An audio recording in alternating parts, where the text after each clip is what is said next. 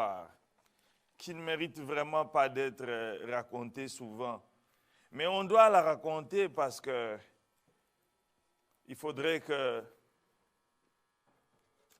le peuple de Dieu, les hommes, soient enseignés. Un grand homme, un homme riche, mais aussi un homme d'État qu'on appelait Monsieur Propre,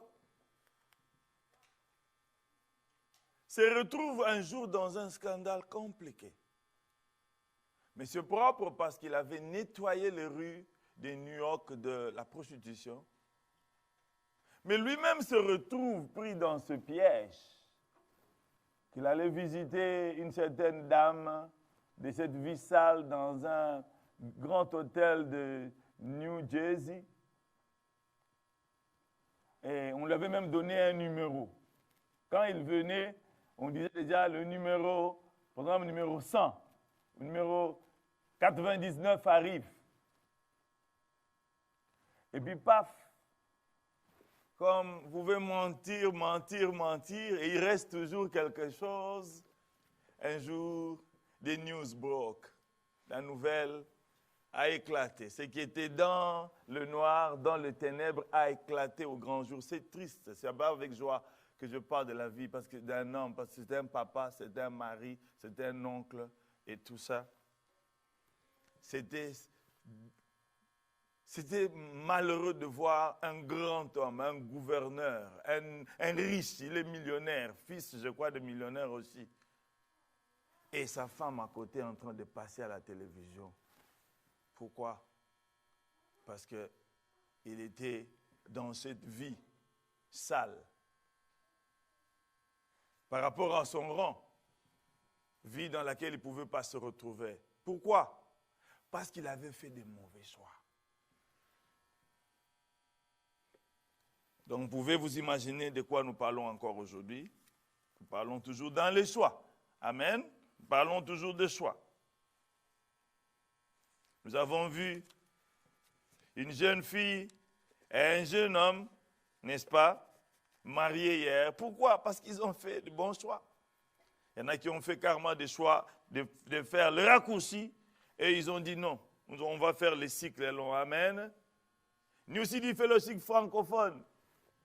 Les filles de New City Fellowship francophone. Et vous pouvez lever la main pour dire nous, c'est cycle long. Alléluia. Cycle long. Amen. Nous allons faire les choix de cycle long. Donc, aujourd'hui, nous parlerons encore de quelques choix dans la vie de quelques figures de la Bible. Le choix qu'on fait, quelques figures de la Bible, ou bien l'impact de nos choix dans la destinée.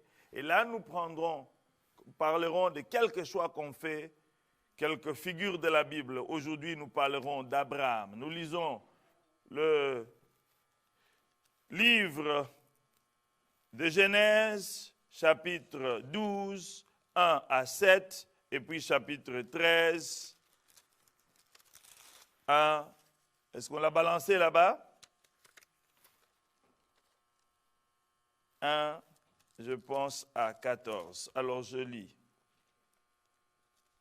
L'Éternel dit à Abraham, va-t'en de ton pays, de ta patrie, de ta maison, de la maison de ton père, dans le pays que je te montrerai. Je ferai de toi une grande nation et je te bénirai. Je rendrai ton nom grand et tu seras une source de bénédiction. Je bénirai ceux qui te béniront et je maudirai ceux qui te maudiront et toutes les familles de la terre seront bénies en toi. Abraham partit comme l'Éternel le lui avait dit et Lot partit avec lui. Abraham était âgé de 75 ans lorsqu'il sortit de Canaan. Abraham prit Sarai, sa femme, et Lot, fils de son frère, avec tous les biens qu'il possédait, ils donc tous, et les serviteurs qu'ils avaient acquis à Charan. Ils partirent pour aller dans le pays de Canaan et ils arrivèrent au pays de Canaan. Abraham parcourut le pays jusqu'au lieu nommé Sichem, jusqu'aux chaînes de Morée.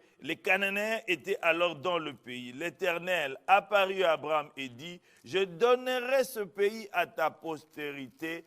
Et Abraham bâtit là un autel à l'Éternel qui lui était apparu.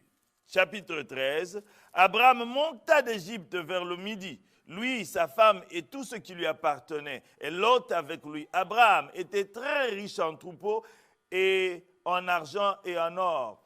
Il dirigea ses marches du midi jusqu'au Bethel, jusqu'au lieu était sa tente au commencement. Voilà. Et au lieu était l'autel qu'il avait bâti précédemment. Et là, Abraham invoqua le nom de l'Éternel. Lot, qui voyageait avec Abraham, avait aussi des brebis, des bœufs et des tentes. Et la contrée était insuffisante pour qu'ils demeurassent ensemble, car leurs biens étaient si considérables qu'ils ne pouvaient demeurer ensemble. Et il y eut querelle entre les bergers des troupeaux d'Abraham et les bergers des troupeaux de Lot. Les Cananéens et les Phérésiens habitaient alors dans le pays. Abraham dit à Lot, qu'il n'y ait point, je te prie, de dispute entre moi et toi, ni entre mes bergers et tes bergers, car nous sommes frères. Tout le pays n'est-il pas devant toi? Sépare-toi de moi. Si je vais à gauche, si tu vas à gauche, j'irai à droite, et si tu vas à droite, j'irai à gauche. Lot leva les yeux et vit toute la plaine du Jourdain qui était entièrement arrosée avant que l'Éternel eût détruit Sodome et Gomorrhe. C'était jusqu'à toi comme un jardin de l'Éternel. Verset 11, Lot choisit pour lui toute la plaine du Jourdain et s'avança vers l'Orient. C'est ainsi que se séparèrent l'un et l'autre. Amen. Amen. Bien-aimés dans le Seigneur, Abraham, quand on nous parle de cette histoire où Dieu lui est apparu et lui a demandé, n'est-ce pas, de quitter, lui dit, va-t'en. Vous voyez comment on lui parle? Va-t'en. C'est comme moi qui dis à un va-nu-pied, qui dit à, n'est-ce pas, à quelqu'un peut-être qui n'a pas beaucoup de considération. Je ne peux pas dire au président Trump, va-t'en. On va me mettre la corde au cou. Je ne peux même pas dire à mon fils, va-t'en. Bon. Bien sûr que quelquefois quand on est fâché, on peut dire des choses comme ça, ce qui n'est pas bon. Mais Dieu dit à Abraham, va-t'en. Il lui donne l'ordre pour dire, quitte, va-t'en, quitte la maison de ton père, quitte ton pays, quitte ta nation. Bien-aimé, pendant ce temps, Abraham n'est pas un jeune homme, Abraham n'est pas un petit garçon, Abraham n'est pas un adolescent. Il a 75 ans. Et si vous continuez la suite de l'histoire dans Genèse, vous verrez qu'Abraham a vécu 175 ans, c'est-à-dire qu'il est au midi de sa vie. Il est au milieu du nombre des années qu'il devrait vivre. Et la Bible nous montre, vous l'avez entendu, qu'il avait des biens considérables.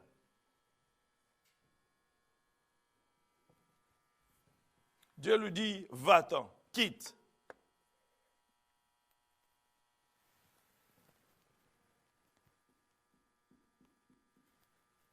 Et là, il se présente devant lui un choix.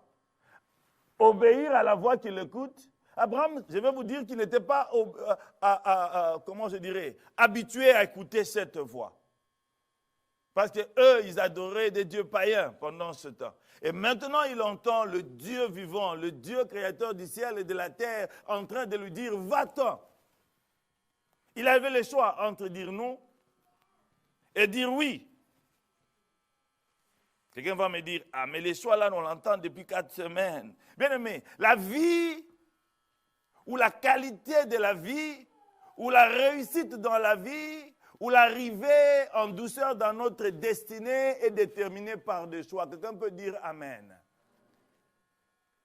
Vous voulez devenir quelqu'un dans la vie? Il y a même quelqu'un qui a chanté, if you want to go somewhere, you want to be somebody, you better wake up early and start working. Amen. Vous pouvez choisir de ne pas travailler et vivre dans un ghetto. Vous pouvez choisir de bosser dur et arriver quelque part dans la vie. Vous pouvez choisir de ne pas faire des études compliquées Il dit, non, moi je ne veux pas d'études compliquées, je vais seulement choisir ce qui est facile. Mais même dans le monde, on dit, est-ce qu'il y a des roses sans épines? Est-ce qu'il y a des roses sans épines? Bien aimé, le choix détermine ce que nous allons devenir demain. Alléluia. Vous faites des bons choix, vous arrivez à the good outcome. Si vous faites des mauvais choix, et je vous dis, bien aimé, les mauvais choix vous amèneront à des mauvais outcomes. C'est quoi les outcomes encore? Pardon? Mauvais résultats, merci beaucoup. Les choix. Voilà pourquoi, bien aimé, nous allons nous arrêter un peu et on va parler de ces choix pendant un certain temps, jusqu'à ce que le Seigneur nous dise, move on. Chaque jour de notre vie est rythmé par les choix et nous devons prendre les choix au sérieux dans ce qu'on fait. Même la façon dont je vais parler à mon mari, la façon dont je vais parler à ma femme, la façon dont je vais parler à mes enfants, la façon dont je vais les encourager. Vous savez qu'il y a des personnes qui sont beat up dans la vie, qui sont devenues bitter dans la vie, angry, ou qui n'ont pas de confiance parce que leurs parents leur crush down. La façon dont vous élevez vos enfants, la façon dont, bien aimé, chaque action que nous faisons dans la vie est déterminée par un choix. Sanctionnée par un choix. Et Abraham ici, c'est parce que c'est de lui qu'il s'agit, revenons à lui, a eu à faire beaucoup de choix qui ont fait de nous ce que nous sommes. Nous parlerons de sa persévérance, nous parlerons de sa générosité, ses choix, n'est-ce pas, avec les yeux de la foi, son sens de sacrifice, sa foi, sa persévérance et quelquefois même son incrédulité. Parce que lorsqu'on nous parle des hommes dans le monde, on écrit les livres d'histoire, on peint un héros, on ne parle jamais de ses faiblesses. Nous avons eu un homme comme ça dans notre pays. Président de la République, il est né quand sa mère avait 9 ans. Il a tué des lions. Et de ceux qui sont de ma génération, ils savent de qui je parle. Donc je disais qu'Abraham était au midi de sa vie, c'est-à-dire au milieu de sa vie, quand le Seigneur lui dit, quitte ton pays. Le pays, c'est la géographie, c'est son territoire, c'est ce qu'il avait, c'est ce qu'il possédait, c'est ce qu'il connaît, c'est ce dont il avait la maîtrise. Quitte ta patrie. La patrie, c'est émotionnel. Quand on me dit, you are American, nos jeunes gens disent, I'm American, you see the muscles. Parce qu'ils savent, no matter what happens, no matter where I go, I'm safe. Parce que j'appartiens au pays le plus puissant. Et ça, c'est émotionnel. Rien que quand ils voient ces flags, nous sommes allés au Canada, on entre, ils voient leurs flags. Daddy, oh, that's Bank of America. Ils voient les couleurs, ça, c'est leur nation. Vous voyez, il devait quitter sa famille. Sa famille, c'est tout ce qu'il avait. Son comfort zone. Et certainement parce qu'il n'avait pas d'enfant, il s'est dit, bon, je vais quitter toute ma famille, que je prenne quand même l'autre avec moi. L'autre, c'était le fils de son frère. Mais il ne savait pas qu'il va avoir des conflits dans la suite. Mais vous verrez quand même que ce choix est important parce que vous verrez que quand l'autre va vivre plus tard là, à Sodome et Gomorrhe, il va sortir de là parce qu'on l'appelle juste. Amen. Il est justifié pourquoi? Parce qu'Abraham avait pris le choix de le prendre. Il dit, moi je connais les dieux vivants, je prends quelqu'un. Est-ce que tu fais le choix d'amener tes frères et tes sœurs dans le Seigneur? Ta famille en Christ. C'est un choix aussi important. Do you pray for your family? 75 ans, bien-aimé. Il devait quitter sa famille, comme je dis, ses terres. Il devait quitter, n'est-ce pas, tout ce qu'il avait de bien et partir. Et il ne partait même pas quelque part, on lui dit, quitte, tu vas aller aux États-Unis. Vous voyez, quand nous quittions le Congo, nous tous qui sommes ici aux États-Unis, on avait les visas, on entrait dans l'avion, on savait qu'on part aux États-Unis. Abraham quittait, le Seigneur lui a dit, tu iras dans le pays que je te montrerai. Il n'a pas dit, tu iras dans le pays que je te montre maintenant, mais il a dit, tu iras dans le pays que je te montrerai. Wow. Is it that easy, guys? No. J'aimerais vous dire, et notez ceci, que quelquefois, si pas souvent, les grands choix qui déterminent notre destinée nous sont présentés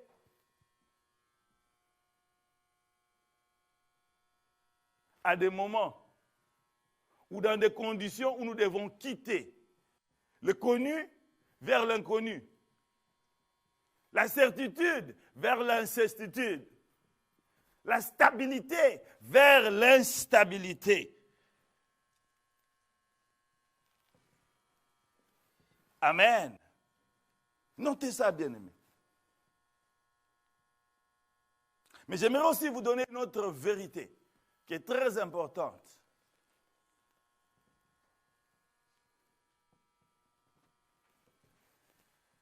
Ce qui est magnifique avec Dieu, qui n'est pas un homme, un être irresponsable, une personne irresponsable, qui te lance dans le vide et sans te dire qu'il y a là des garde-fous.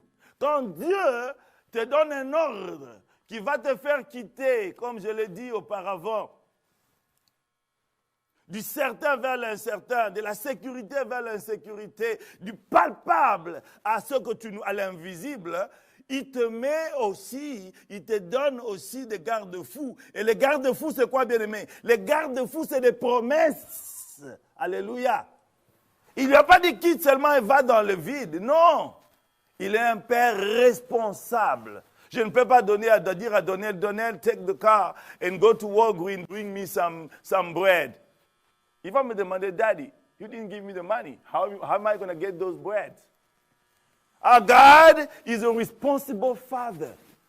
When he gives you an order that you have to obey. Oh, ici, nous sommes en train de parler au fait de l'obéissance. J'avais dit, nous parlerons de son obéissance, son sens de sacrifice, son sens de sacrifice. On parlera de sa générosité, ses choix spirituels, son incrédulité quelquefois. Nous avons commencé avec l'obéissance et nous allons avancer. Il ne t'envoie pas comme ça dans le vide. Il dit quitte et il dit quoi? Je rendrai ton nom grand. Je te bénirai. 12, lisons ça. Je maudirai ceux qui te maudiront. Bénirai ceux qui te béniront.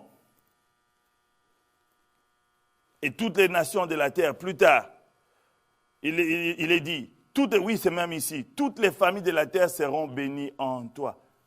Dieu lui donne une promesse de bénédiction, promesse d'être rendu grand, c'est-à-dire d'increase, promesse de protection. Et il le promet, la fécondité, parce que sa femme était stérile. C'est ce safety net que Dieu te donne quand il te donne un ordre qui doit te faire quitter de ce que tu connais vers ce qui est incertain que tu ne connais pas. Mais lui est ta sécurité et ta certitude. Amen. Abraham prit Lot, son neveu, avec lui. Je l'ai déjà dit.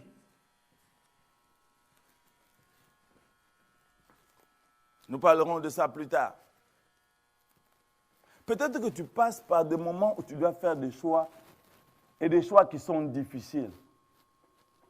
Go ahead and make those choices. You're going to see what's going to happen in your destiny. Amen. Mais tu peux me dire, non, je n'ai pas de choix maintenant. Que tu le veuilles ou pas, bien-aimé, tu passeras par des moments comme ça où tu vas dire, Seigneur, je dois abandonner et partir vraiment. Dieu fidèle.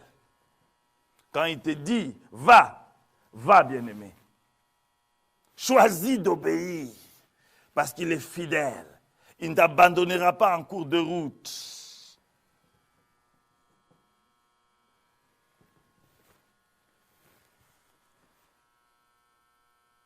Vous savez, bien-aimé, que quand le Seigneur m'a appelé à venir le servir à temps plein, ce n'était pas une décision facile.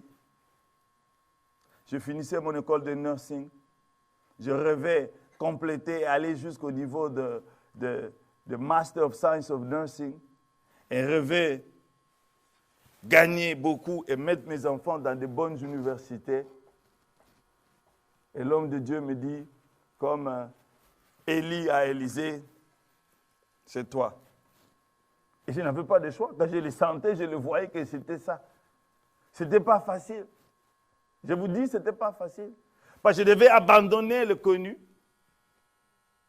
Et même déjà sans aller dans les sciences, de parler de ces sciences, dans le travail que je fais, si je vous dis ce que je gagnais, vous allez dire, waouh, vous gagnez déjà ça? Je devais abandonner ça et me mettre dans une histoire où je n'avais aucune promesse de salaire. Et pendant 8 mois, je n'ai eu un sou. Mais le Seigneur me dit, tu dois servir, tu dois avancer. Bien-aimé, que tu le veuilles ou pas, tu passeras par des moments où tu devras faire un choix.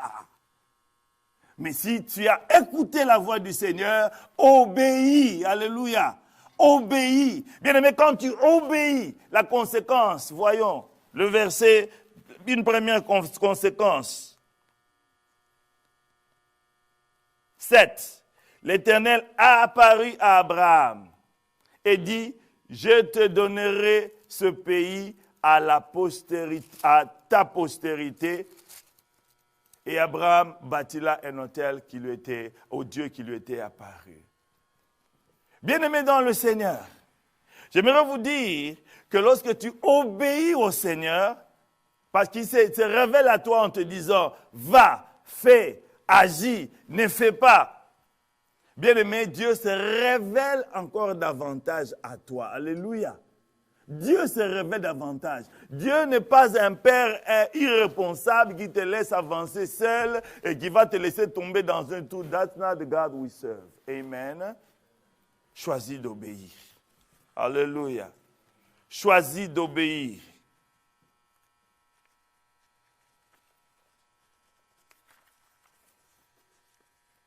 Bien-aimé, Abraham choisit l'obéissance par rapport à la désobéissance. Bien-aimé, quand tu choisis l'obéissance, tu ne perdras jamais. Tu n'iras que gagnant. La Bible ne dit-elle pas? Ésaïe, chapitre 1, verset 11, que si tu es docile, verset 19, pardon, Ésaïe 1, 19, vous pouvez chercher plus tard. Si vous restez docile, vous mangerez le meilleur fruit du pays. Amen. Si vous marchez dans l'obéissance, bien-aimé, vous marcherez le meilleur fruit qu'il y a en Christ. Vous verrez sa bénédiction tomber sur vous. Amen. Et Samuel ne dit-elle pas, Samuel 15, 22, l'obéissance vaut mieux que les sacrifices. Vous pouvez faire autant de sacrifices. Mais si vous êtes désobéissant, 0 plus 0 égale 0. Mais quand tu obéis, comme on dit dans ma tribu, presque la même chose dans la tribu de Papa Elvis, l'enfant qui obéit est l'enfant qui mange. Quand vous êtes à Kinshasa, pour ceux qui sont du Congo, vous rendez un service à quelqu'un, il vous dit, quelqu'un vous rend un service et vous ne lui donnez pas un petit, comment on appelle ce qu'on donne encore, un petit type, alors ils disent, on n'a pas mangé, hein. Boss, on n'a pas mangé. Vous comprenez, non? Alléluia. Mais quand tu es obéi, alors le Seigneur fait descendre les gâteaux qui tombent. Mwana wakutuma, imwana wakuja, mwana wakuja, mwana wantumami, imwana ujanga. C'est ce qu'on dit dans ma tribu. Amen. Nous passons à sa générosité et à ses choix spirituels.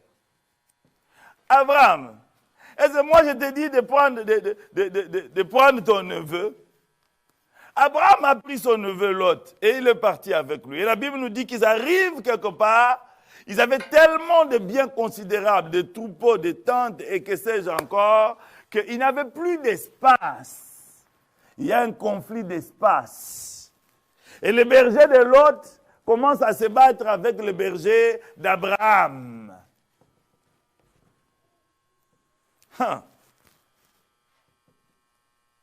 Qu'est-ce qu'il faut faire? Il faut se séparer. Bien aimé, quelquefois, j'aimerais vous dire, quelquefois, le Seigneur peut permettre que les gens se séparent. Oui. Je ne parle pas de relation de mariage. Un bisou.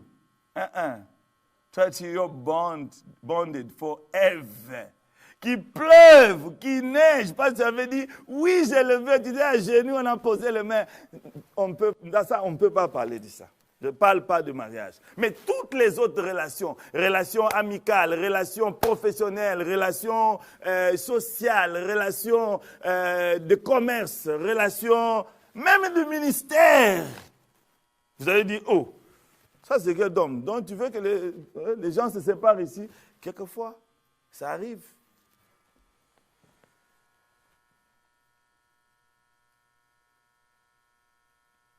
Dieu peut permettre que quelqu'un entre dans ta vie pour une saison.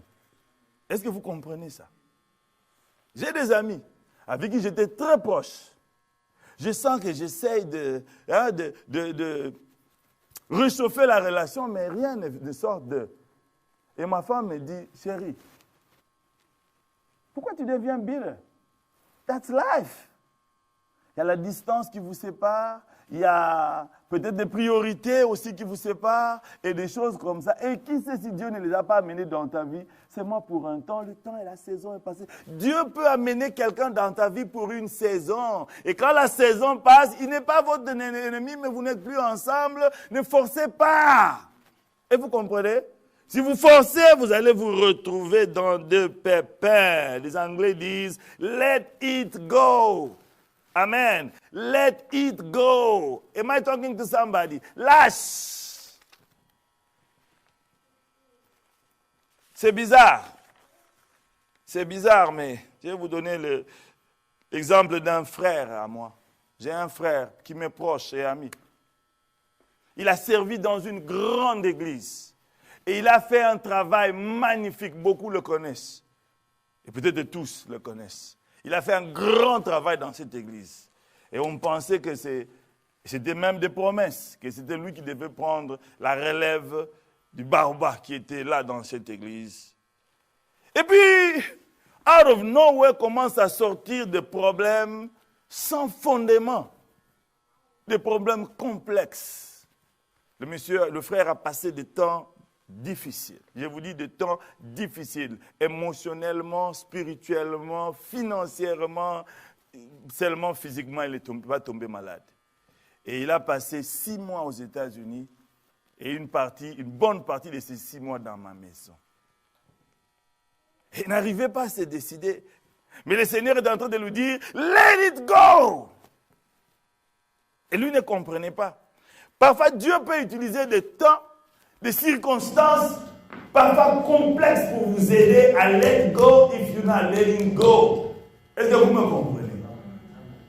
Et finalement, il a pris la décision. Bien-aimé, vous arrivera le temps où vous devez prendre des grandes décisions, des décisions difficiles, vraiment difficiles à prendre. Je ne parle pas d'abandonner comme mais des décisions qui vont vous prendre et ça fait mal aux gens qui vous entourent. Pas parce que vous voulez les hurt, mais parce qu'il faut le prendre. Si vous ne le prenez pas, ça n'ira pas. Et il a pris la décision de let go et de se séparer. Aujourd'hui, je vous parle, cette séparation a créé les églises Philadelphie que vous connaissez. Pas en single digit, c'est-à-dire pas de 1 à 9, mais de 10 à plus. Les églises Philadelphie. Mais ce qui est bon, c'est que même l'église mère, lui, le parti, qui est mon église, où je suis encore membre jusqu'aujourd'hui, parce que j'ai la carte encore de cette église à Borne, ils ne font que monter et monter et monter. Maintenant, où est la place du diable dans cette histoire? Où est la place du diable dans cette histoire? Vous savez que quelquefois nous pouvons arriver à un carrefour de route où le Seigneur vous dit va à gauche, toi va à droite. Et si vous ne le faites pas, vous allez réaliser que vous freinez le plan de Dieu. C'est Dieu qui vous dit let's go, but you want to keep it. Eh bien, vous allez crier et pleurer pour rien.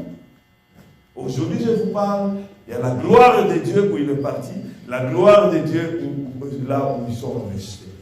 Et quelquefois, nous allons commencer à chercher le diable, n'est-ce pas, dans un blocage, une situation que nous traversons pour rien, alors que le diable n'y est pour rien. C'est le Seigneur qui dit, la saison est finie. Amen. Amen. Amen. Amen. Un jour, il faut se décider. Des choix. Quelquefois, des circonstances. Un business que vous faites. Vous vous battez. Non, ça veut dire let it go. Let it go.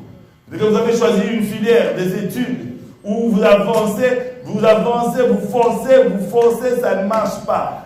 Peut-être que Dieu est en train de te dire let it go. Peut-être la ville ou le lieu où vous êtes aussi. Parce que votre position géographique peut déterminer votre position sociale, professionnelle. Vous êtes à Saint-Louis, peut-être que Dieu vous veut à Dallas. Il faut vous accrocher à Saint-Louis. Alors vous allez dire, pasteur, vous commencez à chasser les gens, il faut que tout le monde vienne ici, vous allez à Dallas. Ce n'est pas ce que j'ai dit. Mon frère Fabrice, là, que vous voyez, à un certain moment, il voulait partir à Dallas. Il est allé même voir, je lui ai dit, mon fils, je ne suis pas contre que tu partes, mais il faut être là où Dieu te veut. Amen. Si Dieu te veut là-bas, je l'ai souvent dit, je l'ai dit souvent. J'ai dit alors que Pierre, avec M. Manzani commençait à jouer au piano, il dit, il faut qu'on ait des pianistes parce que papa Pierre est en train d'étudier, il va devenir ingénieur bientôt. Peut-être sa place à Houston, sa femme a dit, Amen, ma soeur. Si le Seigneur vous veut ici, et que vous allez à Houston, le Seigneur vous prendra et Houston vous ramènera dans cette église. Parce que là où Dieu vous veut, c'est là où il y a votre bénédiction. Quelqu'un peut dire Amen. Amen. Mais nous ne pouvons pas bloquer quelqu'un parce que non, si le Seigneur le veut partir, et ça c'est comme Papa Léon me disait, il y a des gens qui sont venus ici, qui n'ont pas aimé ici, vous sont partis à Atlanta. Ça pouvait être des querelles. Franchement, je dois vous dire la vérité, j'étais un peu pas content. Il dit, j'ai reçu des gens, on les a aidés, l'église leur donne une belle vanne et tout ça. Et puis, pouf, ils partent. Ça, c'est mes amis, mes petits qui sont venus chez moi. Une famille à 5. Papa leur me dit, Noël, tu ne peux pas bloquer les gens. Ils sont libres. S'ils veulent partir, laissez-les partir. Peut-être que leur place n'est pas ici. Mais guess what? Je vais à Atlanta un jour. C'est cet homme-là qui est parti. Quand il est parti, je n'étais pas content. Je ne lui ai pas dit, nous ne nous sommes pas chamaillés. Comme Abraham, j'ai écouté le conseil du patriarche, je l'ai laissé partir. Je devais être à l'hôtel avec ma famille et la famille de mon beau-frère et un neveu à moi qui est venu. Nous devions payer $1100 à l'hôtel et le gars a dit, Mbouta, c'est du grand frère, moi je prends en charge 700, tu payes seulement 400. Et pendant 4 jours, nous avons mangé chez lui. Vous comprenez? Let go! Are you listening to me? Let go.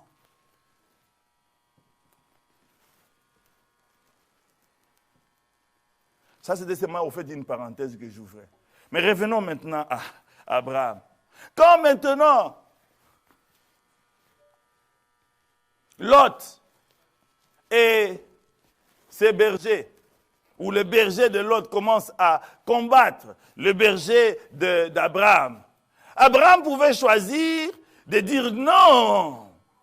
Monsieur Lot, tu veux jouer avec moi? Vous comprenez, vous connaissez les Africains, non? Tu veux jouer avec moi? Hein? Dans la tribu de ma femme, on dit Ujum Potela. Ça veut dire quoi? You want to mess up with me? Tu ne sais pas que je suis ton oncle, je suis plus âgé. Tu ne sais pas que c'est moi qui ai été appelé par le Seigneur, ce n'est pas toi qui as été par... Toi, tu es en train de t'accrocher sur ma bénédiction. C'est quoi cette histoire? Allez, Umbra, quitte. Mais Abraham a choisi la voie de la paix. Il a choisi la voie de la fraternité. Il a choisi la voie du qui perd gagne. Vous connaissez le qui perd gagne, n'est-ce pas? Est-ce que tu peux jouer la dame? Vous connaissez la dame, pour ceux qui ont les damistes. Je dois vous confesser, je suis le plus piètre joueur. Je n'ai jamais gagné un match de dames. Pourquoi? Parce que je n'aime pas perdre. Moi, je veux toujours gagner. Tu ne peux pas gagner les dames si tu ne perds le jeu de dames si tu ne perds pas. Tu dois donner, on te bouffe, tu donnes, on bouffe, tu donnes, on bouffe, et ça crée un couloir. Bah, tu as gagné. Ça s'appelle le qui perd gagne. Comme je l'ai dit, Abraham pouvait utiliser son droit d'aînesse, il pouvait utiliser son droit de paternité sur l'autre. Mais lui, il a choisi la séparation sans casse. Il a choisi de perdre. Il a choisi de faire le choix avec les yeux spirituels.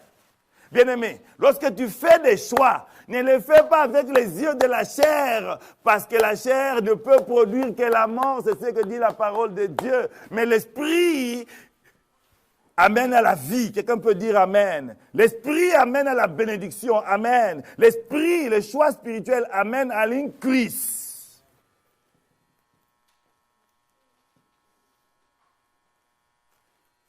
Verset 13. Au chapitre 13, verset 8. Abraham dit à Lot, qu'il n'y ait point, je te prie, de dispute entre moi et toi, ni mes bergers, ni tes bergers, car nous sommes frères. Arrêtons un peu là. Entre nous, est-ce qu'Abraham est frère de Lot? Répondez-moi par oui ou non. Est-ce qu'Abraham est frère de Lot? Vous voyez, cet homme qui est père, mais qui se réduit au rang d'enfant pour être frère avec son fils. Il a choisi la voie de l'humilité. Il a choisi la voie de la fraternité. Il s'est dit, écoute, nous sommes une famille. Comment tu gères tes conflits quand les conflits arrivent dans la famille? Bien aimé, je vais vous dire que le droit, votre droit, c'est votre droit. Même dans une discussion, surtout vous qui venez vous marier, je vais vous le dire. Maman, que je parle à toi. Quand tu auras ton droit et que tu veux le faire valoir, c'est ta raison, tu peux toujours la garder. Mais gagner n'est pas toujours gagner. Tu peux perdre en gagnant. Amen. Si tu sais que cet homme-là, j'ai besoin de lui. Quand je vais le upset, je vais le frustrer, et le soir, je vais lui dire, ok, je vais avoir mon bon moment. Vous comprenez de quoi je parle, nous avons les enfants. Mais tu l'as déjà frustré, non? Tu avais raison, c'est vrai. Et l'autre aussi sait qu'il t'avait fait mal. C'est toi qui avais raison. Vous croyez que ça passera? Mais pour la paix, on dit, pourvu que l'enfant vive, donnez-lui l'enfant. Alléluia. Vous connaissez cette histoire, non? De ces deux femmes qui se battent parce que l'un dit c'est mon enfant, l'enfant qui était morte, la dame qui a étouffé son enfant, et il dit ok, nous allons, non, c'est mon enfant, ok, ils vont chez les juges, le roi. Le roi il dit mais cette histoire est compliquée, amenez-moi 2 assiettes, vous voyez, une parole de sagesse, Dieu communique une parole de sagesse, un don, les dons spirituels n'ont pas commencé maintenant, ça a commencé dans l'Ancien Testament. Alors amenez-moi une épée, nous allons couper l'enfant vivant, et chacun va prendre une partie. Alors vous allez voir là, oui, souvent l'homme, la personne qui n'a pas raison, c'est lui qui fait beaucoup de bruit. Oui, on fait ça. Comme ça, nous tous, nous perdons. Le roi dit, voilà, l'encheur, c'est lui la sorcière. Donnez l'enfant. Mais l'autre a dit quoi? Il dit, oh roi, donnez-lui l'enfant vivant, pourvu que l'enfant vive. Alléluia. Choisis la voie de la paix. Lorsque tu as des choix à faire, entre la raison et la paix, choisis la paix. Laisse. Amen. Mais qu'est-ce que l'autre a fait? Lui, il a dit, le pays est grand ici devant nous. Si tu pars à gauche, moi je vais à droite. Si tu pars à droite, moi je vais à gauche. Mais entendez ce qu'on dit de l'autre. Verset 10. Lot leva les yeux et vit la plaine du Jourdain qui était entièrement arrosée. Avant que l'Éternel eût détruit Sodome et Gomorrhe, c'était jusqu'à Tchoa comme un jardin de l'Éternel. Verset 11. Lot choisit pour lui toute la plaine du Jourdain et qui s'avance vers l'Orient. C'est ainsi qu'ils se séparèrent l'un de l'autre. On te dit, choisit. Qu'est-ce que lui choisit? Il prend les jardins de l'Éternel. Vous voyez, Lot a choisi des green pastures. Il a choisi la partie là où il dit des best. Or, vous connaissez les droits de nez, c'est souvent le nez qui les veut voir. Non, l'autre dit, toi après, moi d'abord. Bien aimé, l'autre a choisi avec des yeux charnels. L'autre a choisi avec des yeux charnels.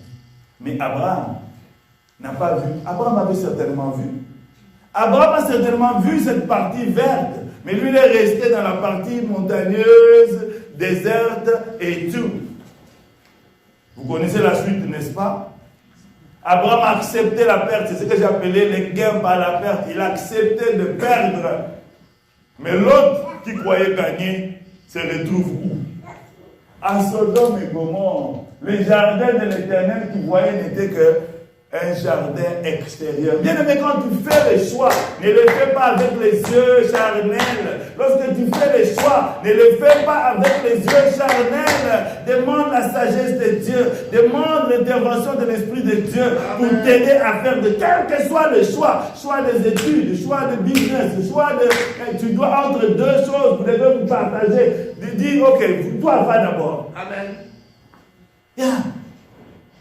Il y a des gens qui ont regardé, se dit, ah, c'est vraiment là-bas. Mais les Français ne disent-ils même pas que tout ce qui brille n'est pas de l'or? Faites attention, bien-aimés. Faites attention. Ne choisis pas avec les yeux charnels. Abraham, lui, comme je l'ai déjà dit, a choisi avec des yeux spirituels. Notre temps avance, je pense que nous allons nous arrêter là. Il a choisi la voie de la paix. Il a choisi la générosité. Il a choisi avec les yeux de la foi. Et Dieu, c'est comme si Dieu le faisait passer par un test.